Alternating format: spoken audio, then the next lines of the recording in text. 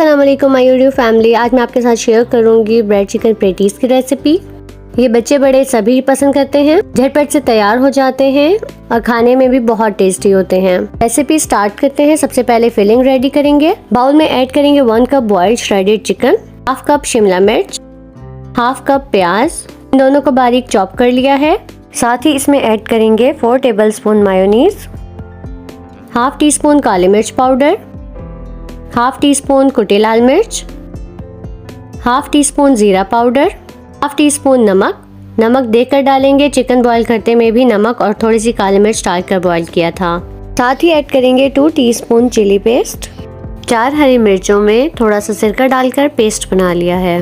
और लास्ट में ऐड करेंगे 1 कप चीज, मोज़रेला और चेडर चीज मिक्स ली है। इस सबको अच्छी तरह से मिक्स कर लेंगे। फिलिंग रेडी है।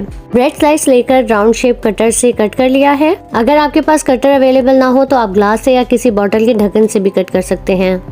टोटल 16 स्लाइसेस कट करेंगे। साइड्स का ब्रेड क्रम्ब बना लेंगे। अब एक पर फिलिंग रखेंगे और दूसरे पीस से कवर कर देंगे। हाथ से साइड्स को प्रेस करके बंद करेंगे। अब 2 अंडे फेंट लेंगे। पहले अंडे में डिप करेंगे, देन ब्रेड क्रम्ब में।